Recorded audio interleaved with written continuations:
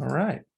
Well, thanks everybody for joining. We're going to go ahead and get started. So today's workshop, we're going to be going through a couple of the ways that you turn hidden costs into revenue opportunities with day in the life studies. Something that we've been doing over the last year, and we've seen some really great returns and dividends on the people that have done these types of studies. We've had a lot of best practices and a couple of learnings that we're going to be sharing so that you can hopefully design your study in a way that won't trip you up and give you a lot of potential returns on the end. So first off, we're going to go through and kind of figure out what exactly constitutes day in the life studies. Why do we care? What are they used for, and when is the best appropriate time to put those in place? We've got a couple of true stories we're going to go through, and we're going to list out how we figured out the problems and what the ROI was, how we conducted those DILO studies, and then a couple of just best practices and hygiene for your research. So what makes a good observation, best practices and tips and tricks. And then we'll go through a Q&A. So if you have a question or if you want to do one, but you're not quite sure how to get started, we're happy to have a couple of questions and go through anything that might be outstanding still. So first off, what exactly is a day in the life study? Well, it's based on a term called ethnographic research, which basically just means we're going to go out into the environment in which the work is being done, and we're going to watch it take place. A lot of times we miss the environmental impacts of people getting their work done.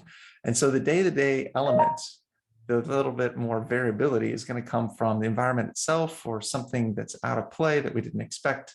And a day in the life study allows us to capture those elements as well, not just the people doing the work, but people adjusting to things they can't control.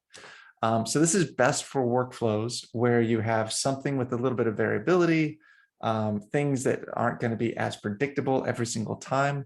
Anything from like nursing rounds, road crew assistants, maintenance crews, things where they know roughly what the job entails, but they don't know what that layout of that day is going to look like. So there's always kind of a new adventure every single day that could throw a monkey wrench into the work, so to speak. So when you're going out and doing these DILO studies, the key thing to keep in mind is this is to focus on the process, the environment, and the things that are happening. It's not to blame the person doing the work.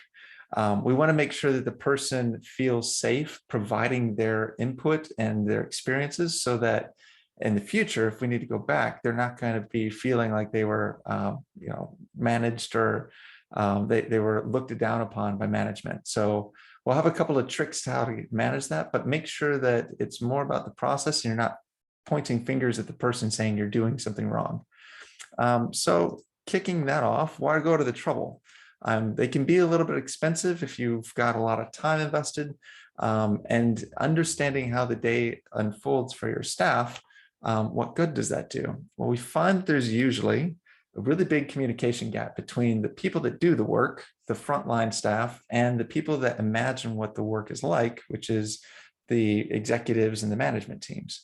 The communication gap actually disguises a lot of inefficiencies. Rather than understanding what the work entails, often people get blamed for inefficiencies instead of the environment or the process being the problem.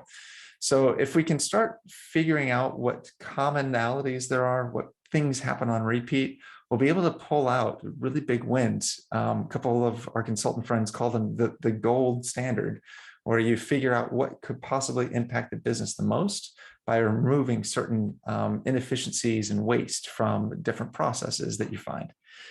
So the other thing is day in the life studies are a little bit more involved than just sending out a survey or doing interviews, because you actually have to physically go out and shadow somebody or watch what's going on in the environment. It's a new level of interaction that you have to actually be present in. But unlike surveys and interviews, where you're almost prescribing the results and the answers, and it's very hard not to bias the information that you're getting back, people will answer the question you give them, but they may not elaborate very much. Or in interviews, they may address the problem or talk about what they've experienced, but they may sugarcoat a little bit because they don't want to tell management what's going on, or they've just grown callous to the problem and it's completely off their mind because they're always working around an issue. With an observational study, it kind of takes the blinders off. It's not as easy for somebody to keep what they're trying to say safe from management's eyes. And it's also easier for you to pick up what are these major things that they're doing that just don't make sense. It's normal to them, but to an outsider's perspective, it's seen waste of time, or there's an opportunity there that we could really fix major processes or problems in the workflow. So a couple true stories. This one was posted to us and provided by another company, but this was a toothpaste company. The CFO was seeing that there was a really big problem with empty boxes of toothpaste being packaged up into the major components and sent out to their customer base, which meant about 95% of the time they would get a box or two empty in these big deliveries, and then their customers would call back saying, hey, you're cheating us. Like, we were paying you full prices and you're not giving us back the product that we asked for because some of these boxes are empty. So after getting increasing complaints and the defects in the workflow is becoming quite apparent, the CFO looked at a bunch of his spreadsheets and decided, well, we'll just buy a new solution for our assembly line. And I'm going to put in an automated AI system that's got scales and it's going to look at how much weight that box of toothpaste has in it. And if it's empty, we'll shut down the whole assembly line, and then somebody will go fill in the tube of toothpaste in that box, and then we can restart the assembly line, and that'll make sure that we don't have any defects. So months later, they finally implement everything. Cost about $2 million for this big, massive project, and lo and behold, the first week, no defects. Like, they're monitoring and seeing, hey, we've got every single box of toothpaste completely filled, seems to work. And then all the detections after that first week drop off. So the CFO is left wondering, okay, well, we still don't have defects. Nobody's calling, complaining, but I also am not seeing the scale pick up any defects anymore either. So what's the deal? Well, because the part of the system was to shut down the entire assembly line, the crew that was out on site got really tired of starting it back up and the waste of time that it took to get everything moving again. So they hired an intern, and they put the intern in front of that scale to look for empty boxes so that it wouldn't trigger the alarm to shut everything down. And eventually that intern also felt like his time wasn't being used appropriately. So he brought in a $20 box fan, set it up just before the scale, and it would blow any empty box off the assembly line into a trash bin before any box was able to get to the scale, completely fixing the problem, but for about 20 bucks instead of the $2 million that the CFO had used to implement that system. So the problem here is, instead of looking just at the markers, the Excel sheets, the dashboards, and understanding from a data perspective, there's also a huge level of value going out into the environment, understanding what people are dealing with, and pulling out their insights so that you don't spend $2 million for a $20 solution. To do this, we're going to look for wastes when we go out into the environment. This used to be 7 if you're familiar with Lean, and they've recently added an 8th, which is fantastic for DILOs. So we'll get to that in a second. But most of these we've already talked about. The first waste is your defects, sending out empty boxes, having an assembly line that's not 100% guaranteed to give you the product or the output that you're trying to get to your customers. The second is excessive processing. This would have been something where we're introducing redundant steps or duplicate work, shutting down the entire assembly line so that we then can fill in one little box and then have to start everything back up. That is an example of duplicate work and excess processing that wasn't really needed. Overproduction, if we started stockpiling more than the customers are ordering, that can have a huge negative impact on our storage capacity, on the expiration of the product. So there's a lot of problems with overproducing more than what your customers need, because then you have to do this surplus inventory and deal with all the costs of that. Waiting while we're basically stuck for the next step. That was also occurring when the toothpaste line was completely shut down. People were literally sitting there twiddling their thumbs, waiting for an intern to go and fill a box and start the system back up so everybody could get back to work. Every time that shut down, that would have been a huge amount of labor cost wasted because people could not physically do the thing that they needed to, because we introduced that layer of critical path, that one thing that had to be done that we're all waiting on one person to do. The last four, inventory. If we keep stockpiling raw materials and excessive needs, they can expire, they can have a lot of problems, or if we don't have enough inventory even, then we can run into supply chain instances where, like with masks at hospitals, we don't have enough to get through the busy workday. Transportation is a really big one. So if the intern has to go back and forth, walk from point A to point B to flip the switch, that's just extra time that we're waiting for something to get done. Whereas if we make sure that the environment is managed in a way that the process can get through quickly, that allows us to get a lot more things done in the same time frame because things are centered in the correct way. It's basically the McDonald's operating model. Put things in the order that we need the burgers to be made as quickly and efficiently as possible. Motion, bending, reaching, lifting, people having to physically exert themselves in ways that probably aren't natural or easy to do. That's another level of waste because eventually people can tire out or wear out. And then you have a key part of the process that physically can't be done because you have somebody that needs rest and time to recoup.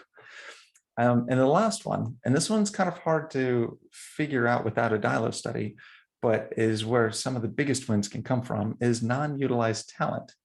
So if we have a senior level staff member that's super good at one particular part of the process, we want to make sure that that person is focused on that as much as possible, and that anything extra, lower level, easier work gets designated to lower level staff, interns or people that have less ability or aren't as trained, so that they can take on that role.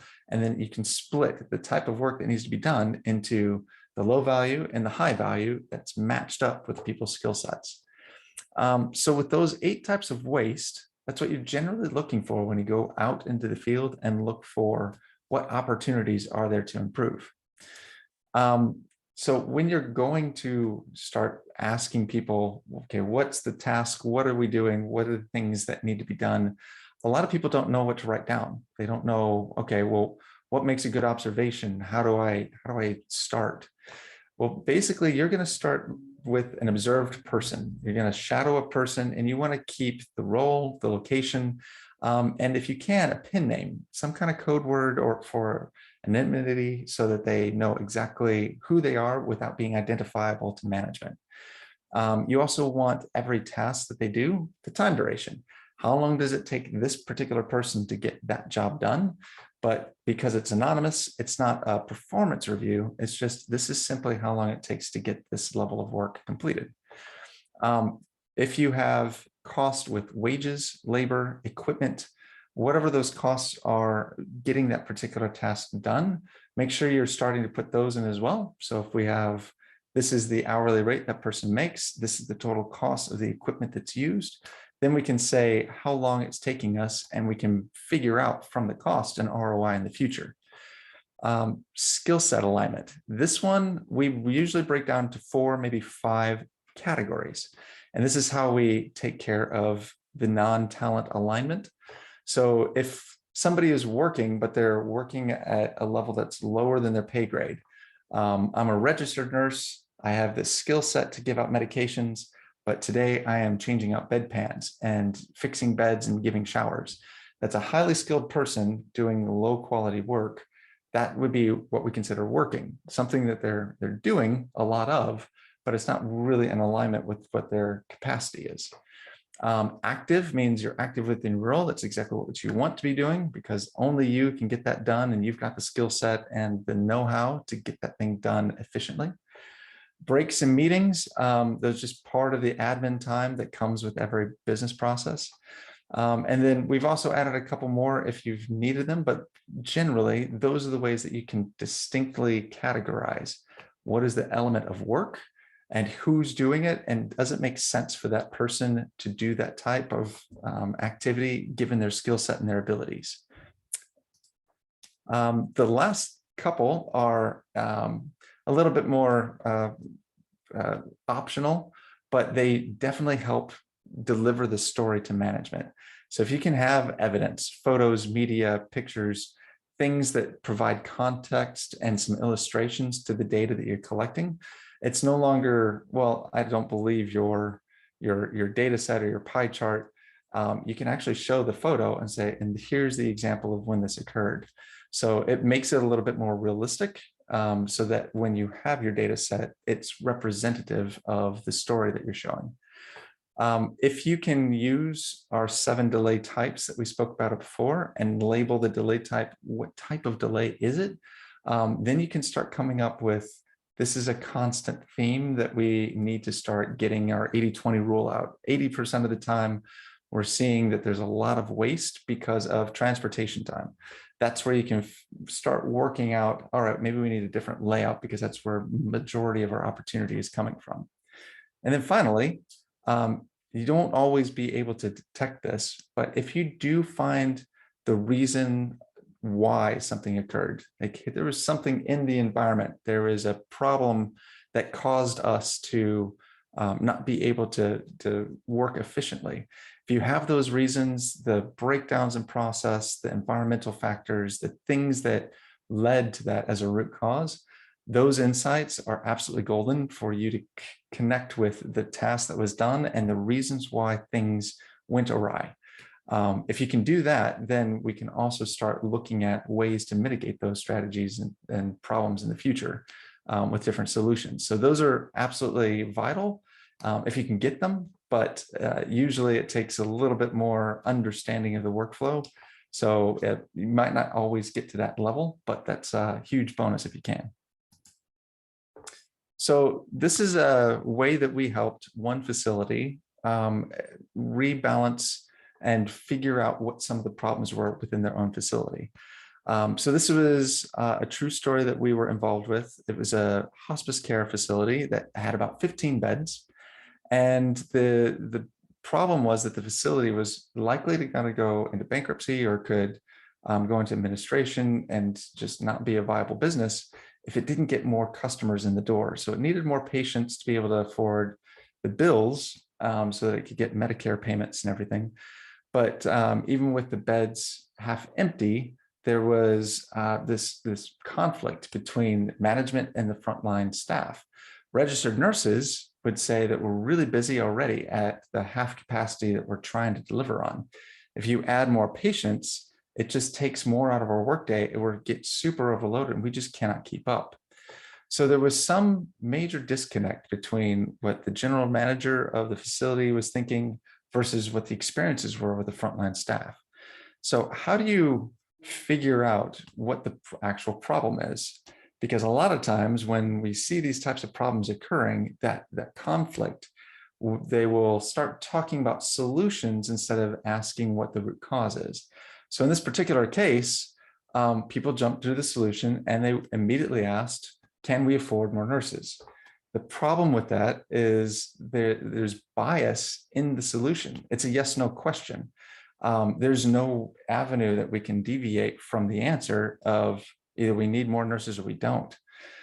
Because we've capsulated that thing that we want into our problem statement, it's going to make it really hard for us to be able to pivot and discover what other opportunities there are and what solutions we might be able to afford, because we've already kind of noted it in our problem statement. So this is one of the things we see a lot is people will pitch their solution as their problem statement, when really we needed to start asking, well, why is it that nurses can't keep up with their workday, and what is it that they're doing that keeps them so overloaded with work? So asking that question and trying to find the root cause of that one led us into a very different method. So it's hard to get those kinds of insights if you don't have a full picture, which is why we opted to do the DILO study at this facility. So what happened? Well, we had the work as imagined versus work as done. Executive team thought that work was being done in a certain way, and then the frontline staff had a very different experience.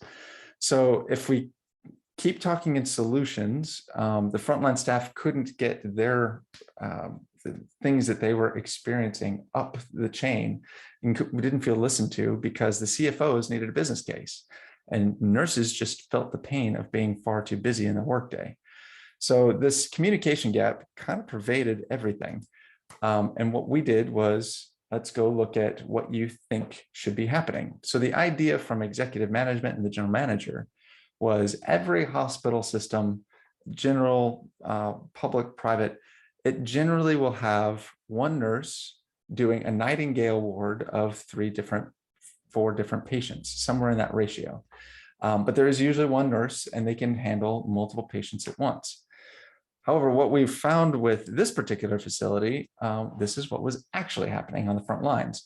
We had one patient and then we had 4 caregivers for that single patient. So the reverse was, even though they were a smaller facility, the reverse was true. They had 4 nurses to every patient instead of having multiple patients that people could take care of. So obviously there's something up. So what we decided to do was use an ethnographic research or a day in the life study, and we gathered information from those closest to the work. And it was split into 3 key areas. We did a day in the life, staff interviews, and we did experience surveys for this one. The biggest understandings came from the day in the life. When we started putting a shadow from a local university or from a lower level nurse to go out and just do the exact steps and measure the time and the activities that were currently being conducted by highly paid registered nurses, that mix of consultant and nursing students came up with some pretty amazing insights. Main one was that nurses were tracking all these delays and efficiencies and problems for the registered nurses. What came out was this was the registered nurses' day. So the workflow was collected. You can see here on the slide that a registered nurse wasn't lying. They are incredibly busy. She had maybe 15 minutes in any one area before she had to run off and do the next thing. So as we collected these insights from workers centrally on a dashboard, 5 people would go out and shadow different types of roles throughout the day, and we would collaborate all of that together with Gantt charts and a couple of visualizations to see just what type of work is being done. For registered nurses, we started organizing the effectiveness based off of those 4 qualifiers we talked about. Was it working? Were they active in their role because it was like something they needed to do, or working because it was a lower level that could have been offloaded to patient care workers, interns? Was it a meeting? Was it something that was a waste of time, so they were available because they were just sitting idle? These kind of categorizations allowed us to see that there was a really big opportunity. And it actually found a different bottleneck than what everybody had assumed. So when we came in, we started asking registered nurses. We're seeing, according to our data sets, 30% of your day is being spent on really low quality care, making beds, changing bedpans, things that you don't particularly need to do because that's so far below your skill set. We need to give out more medications and do the things only you can do for wound care and managing the patient. But what they came back to us with in interviews was saying, well, we understand that. We would love to be able to hand things off, but the people that would normally be there for us, our patient care workers, we can never find. We don't know where they are, and I don't know what they do all day. So when we started coming through and figuring out why the nurses were taking on board so many activities that were far lower quality, we could start to see this was the nursing tasks. Yep, you're right. We've got highly skilled nurses spending 30% of their time doing the low value work that interns and other people could do. But they also couldn't offload it, because when we started doing this exact same process to patient care workers, we went out and watched 5 different patient care workers. They were super active within the roles. They were doing exactly what they were supposed to do. They had no time that was wasted or available. And almost the entire day was spent, if you can see the little brown bars here, on personal care, art therapy, play therapy, things that was relevant to what they were supposed to be doing. We just didn't have enough of them. So when we came back, we said, well, management wants to help you with your staff load so we can onboard more patients. Our question has always been, can we afford more nurses? But in reality, after seeing all this data, what we came up with is we have a staffing ratio problem. Right now, we have 4 nurses to a single patient, and then we have a patient care worker running off his feet trying to keep up. What we should do, because the patient care worker here, he gets paid probably 1/3 the wage of the registered nurses. If we wanted to really maximize our capacity for offloading some of this work from nurses, we don't need another nurse, we need more patient care workers. So what we ended up doing is getting more patient care workers to offset some of the nurse time so that we could have a smaller amount of nurses per patient. And then the easier work would go out to the people that had lower skills and could take on that work easily at a lower cost. That meant that financially, the general manager had the capacity to double the amount of patients they saw per year with an increased revenue of about 1.1 million that year. Because we distributed work to care workers, we brought in a part-time pharmacist, and we reestablished what kind of tasks could be done at a much lower cost. That value was able to be delivered forward to new patients and other people that were coming into the facility. So if we hadn't done that, the problem would have been that they would have gone to their accountant. They would have asked, can we afford another nurse, and put the nurse on the books. That nurse would have been inundated in the same process of taking over all of the extra work that wasn't really relevant to their title. And they still wouldn't have gotten the traction that they needed to bring on more patients, because nobody would have had the time free that they needed. So if we hadn't done that, patients would have still been capped at 50% capacity. And within about 12 months, the facility probably would have run into some really financial duress. So this is where it becomes really important to listen to frontline staff, because often they're telling you something, but they're just delivering it to you in a way that doesn't quite jive with the business proposition. So this is our practice time, and just kind of think this one through. But based on the levels of waste and the things that we saw, what is the root cause of the problem that this lady is experiencing? And if you've done this before, you've probably heard me kind of go through this with different people, but oftentimes people will say, well, the kid handed it off the wrong way. The lady shouldn't have done, two-handed, 2 fistfuls of wine.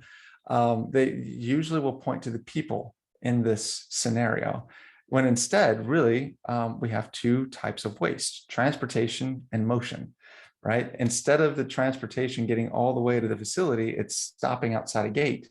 And instead of us being able to easily get the items over the gate, we're having to do a lot of motion to get there. So the question starts focusing in on the gate. Why is that gate even there? And why doesn't it have a door or an opening or a way for us to efficiently open it so that we can get past it? So the root cause of this issue really is not the people that are involved, which is what our first distinction usually is. It's because there was a fence in the way preventing her from doing what she needed to do. If we eliminate the fence, we put in something that allows us to get around it easier, then this problem goes away completely. All right, second one, practice time.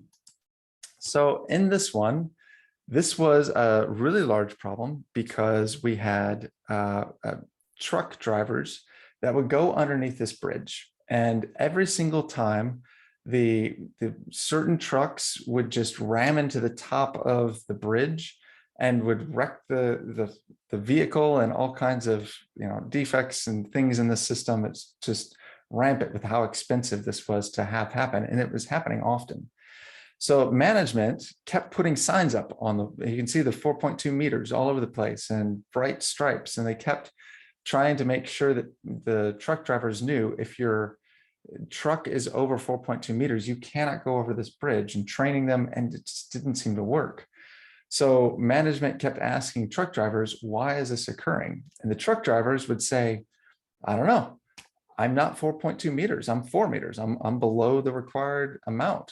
That should have fit. I don't know why your signs are wrong, because if that was the case, I should have been able to go under easily.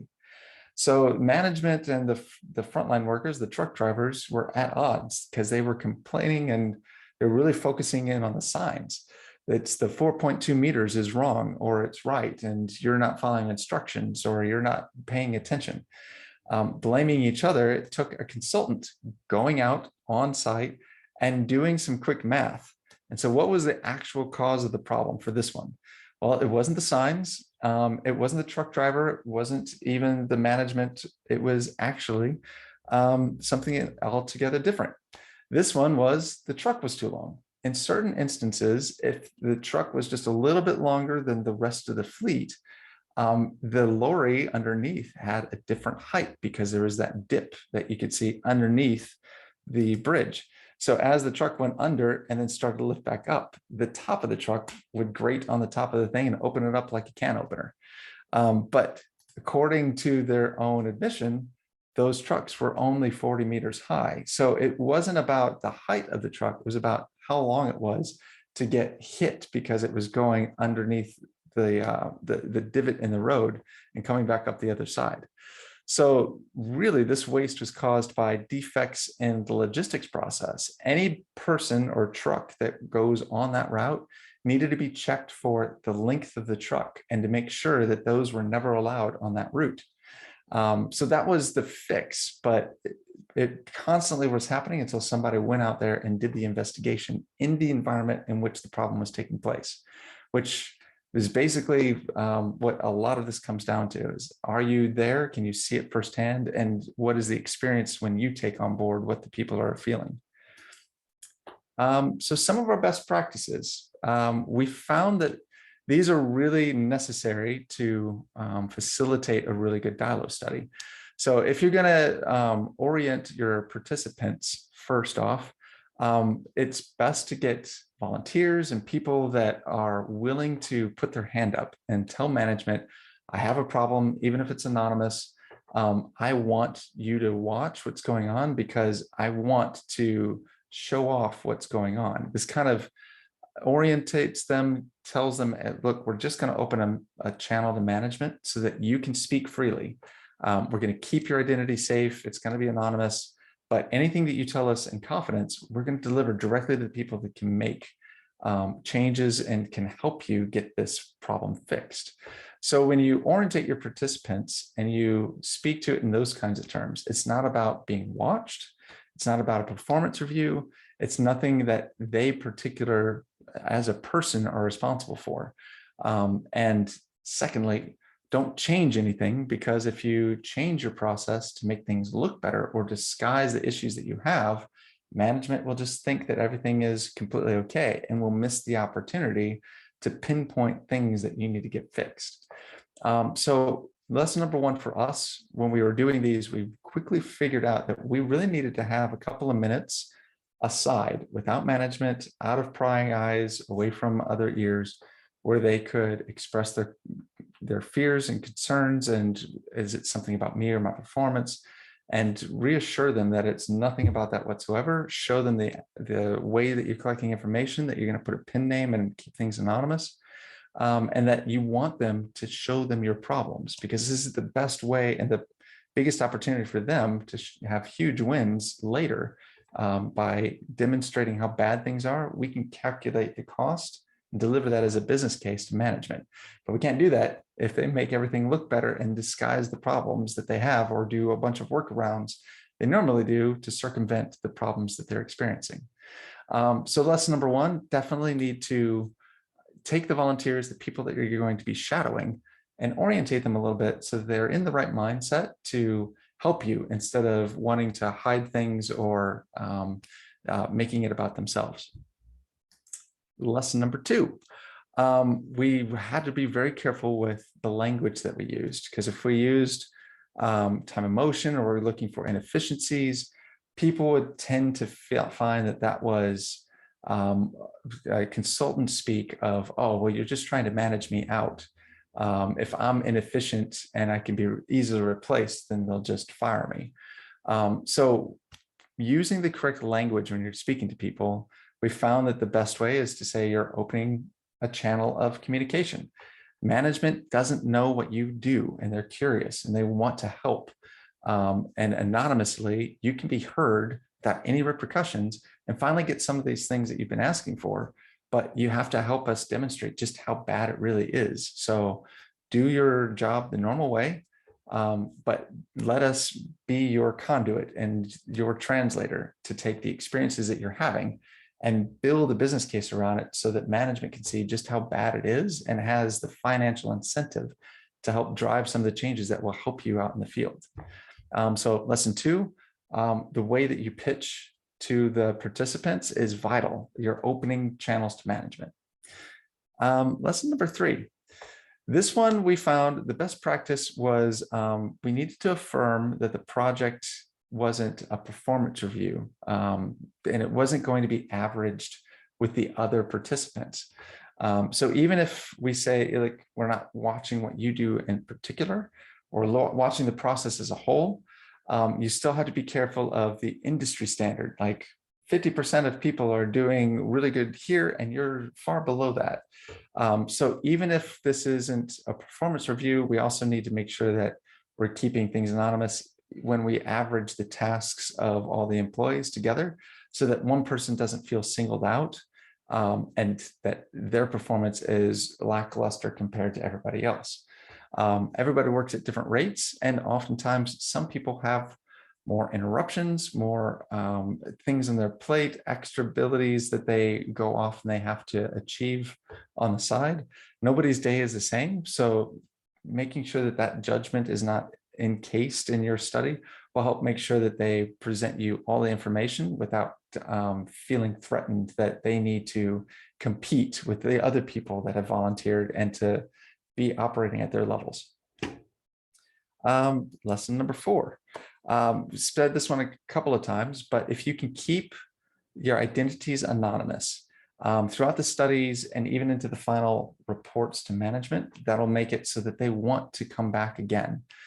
Just like asking for, please sign here for your name on a survey.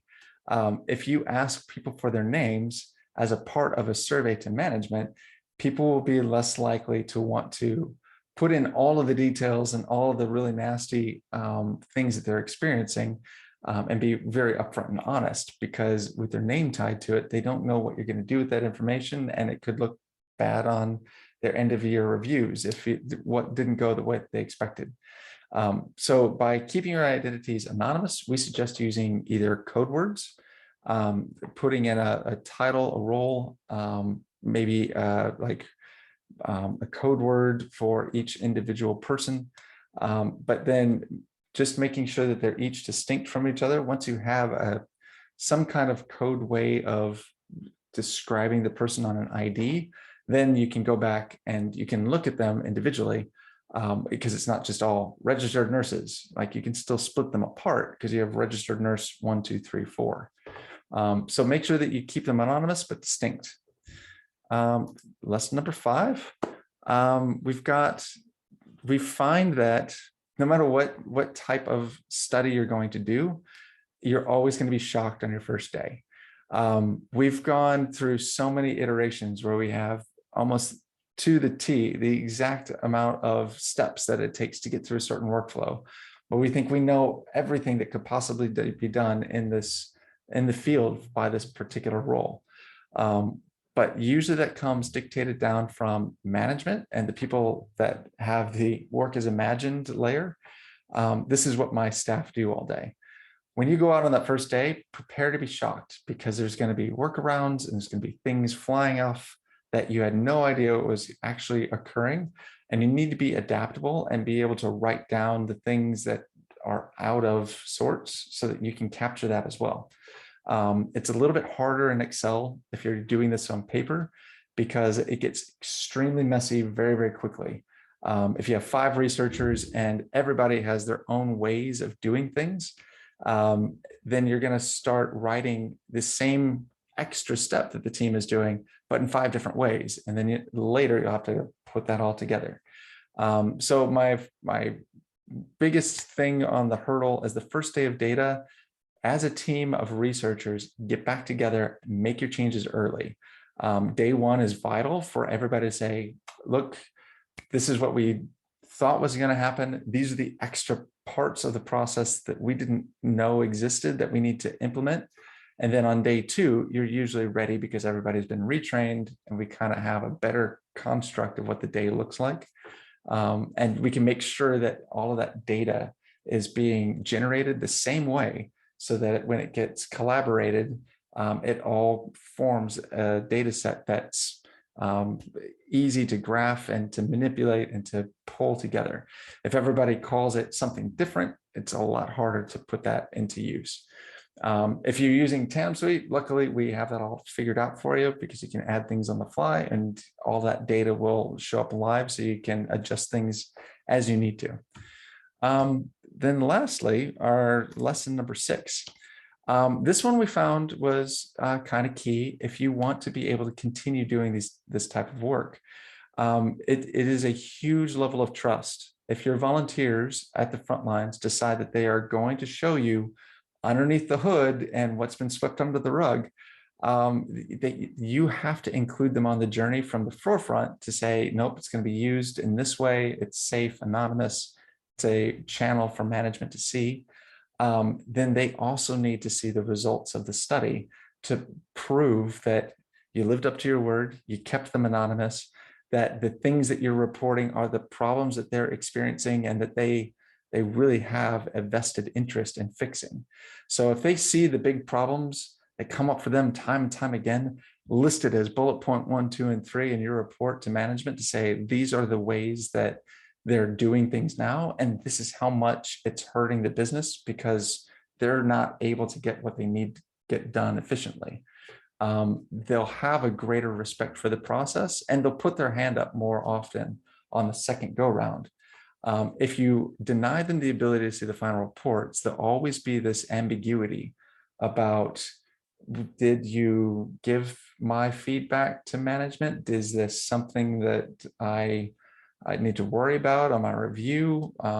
Like they'll start wondering about the process and they'll be hesitant next time to participate and give you this kind of feedback.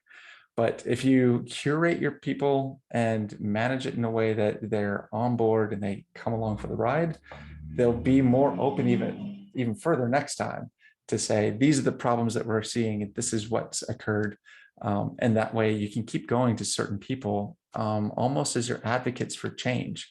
And once they get used to the DILO studies, they're a lot more accepting to have that kind of shadow sitting there and taking notes on the problems that they have. And they'll be a lot more forthcoming about what they would like to have fixed. So those are our big best practices. There's also a couple of ways that tips and tricks. I hope that we've been able to kind of show you what to do when you're out in the field by managing what type of data do you need for your observations. So at this point, if there's any questions or things that you guys have, we have about 15 minutes left in the hour for Q&A, things that you guys would like to hear, or maybe you had a problem and you wanted to know how you would get over it or design something around it. Feel free to put something in the chat and would love to have a conversation with you. At this point, Zoe, is there anybody that has any questions, or is there anybody that we can help at this stage? Yeah, as we wait for those questions to come through, just a quick note that we are actually recording this one, and that will be emailed out later today along with the workbook if you missed that email earlier this morning. So that will all come through later today. Absolutely. But one of our first questions that have come through is, do you find people change their ways of working when they are being watched? And if so, how do we make them stop? Well, people do react out of fear most times. So like I said, with the interview that we have ahead of time, it's pretty vital that you create a safe space. You need to rapidly create some kind of trust and rapport with the person you're shadowing. Let them know that, hey, this is how I'm going to record you, but only you will know what your code name is. And then use that phrase that we talked about. This is your opportunity to have a direct channel of communication to management. If anything is a problem in your workday, don't hide it, show it to me. I promise it won't look bad on you, but I will make sure that that process is included in our report. And then again, show them the report after to verify that you lived up to your word. They stayed anonymous, but management still is able to see the problems that they found. As long as you orientate before you get started, they'll be a lot more comfortable. I found that if I just jump straight in, like, hey, I'm Robert, I'll be shadowing you today. No pressure. Then a lot of times people would start behaving a little bit more cautiously. I remember one time I was watching a nursing round at the medication rounds in a hospital. And people didn't really know why I was there because I didn't expressly say, this is what our purpose is. I'm watching medication rounds. I just need to know what your experiences are. And so what they thought, because I hadn't really announced what my purpose was, is that I was there for a hygiene, hand washing instance where I was doing an audit. And so as I stood there on the ward with my clipboard, at the time we didn't even have software, I was just writing down notes on how long it was taking. Everybody around me was just going up to the hand dispensers and constantly using the alcohol dispensers and like almost like putting it in my face because they thought that I was watching how many times they're washing their hands. So that's like one of the things that was a big learning for me. I'm like, I need to like expressly state what is my purpose, what am I trying to help with, what is the thing that I want them to express to me so that I can put this in a study. I had no really interest whatsoever in the hand hygiene stuff, but because that's what they were used to, that's what they assumed and they applied to me. So lessons learned, that's one of my big ones that I've put in is that orientation will kind of stop some of that crazy like altered behaviors for you. Funny. That's why I wash my hands. Our next question is, how long do I have to run one of these studies to make it valuable? I would say probably the biggest one is going to be how many people do you need to watch in order to get your answer? So if you're just watching registered nurses constantly, then that's probably you just need out of a facility, a couple of registered nurses in different locations, pick 5 or 6, run it for a week. You probably have a pretty good understanding of that role. But if you want to understand things more at a system level, like the registered nurses aren't getting what they needed. Why? Well, we have patient care workers that also need to be understood what their day in the life of. You'll find that your first circle of understanding will need to kind of expand into other roles. So just keep in mind, like I generally won't do a DILO study less than about 2 weeks. If you put about 3 to 4 people minimum watching staff and crew for those 10 business days, that gives you a lot of studies that you can figure out exactly what's going on across a lot of different areas. I just find that if I only go out and I watch one person one time, we had a study where we went out and we watched a maintenance crew member, and it was just one maintenance crew for one day out of a bigger part of a study. We didn't get very good data because on that day he had scheduled training. So for 8 hours, all we could do is he's currently watching PowerPoints, and it wasn't really a reflection of what his normal day was really like, because he only took training maybe once every 6 months to a year. So unfortunately, that's also kind of one of the things is you need to make sure that when you're going out to them, like, is this a normal day for you? That's part of making sure that your study is expanded enough to understand the day in the life of what actually happens. So yeah, that would be my suggestion to you. It's probably 2 to 3 weeks, depending on the size of the facility and the number of roles that you need to watch.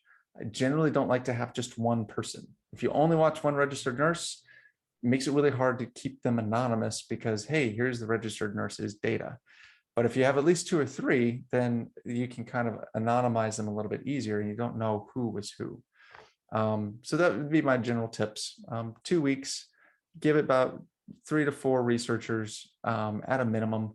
And then if you need to go more from there, add a week and add in the extra layers of the system if you need to go and review them. Good question so far. Awesome. And we'll just sneak in one last question.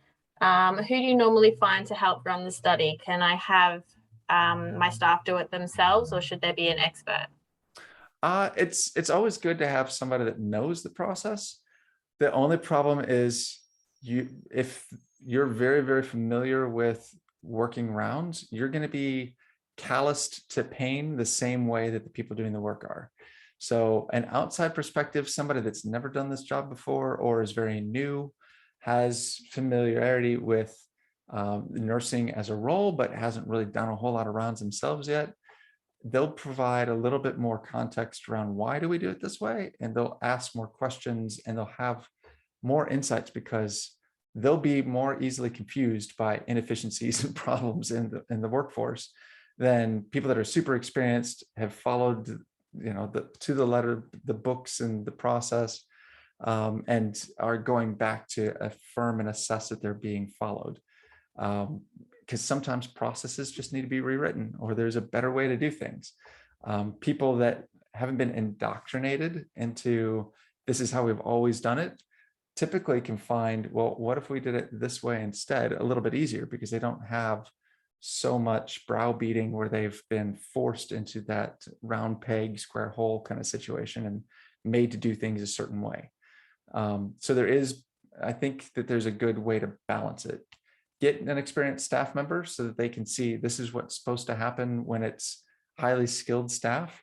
But also it helps to bring in a couple of more unqualified or lower experienced staff members that understand the facility or the workflow, but don't have years of experience in that particular field to draw upon so that they feel the pain a little bit more presently. All righty, good questions. Anything else, Zoe? No, I think that wraps up this workshop. All right. Well, thank you guys so much for joining. Hopefully this helps. And if you've got a study coming up where you need to go out, do things in the environment, ethnographic research or something in the facility that you're going to go and try and help, please let us know. We'd love to help you help design up what that might look like, and even show you our software that can make that a lot easier. So yeah, thank you everybody for joining, and we will see you at the next workshop.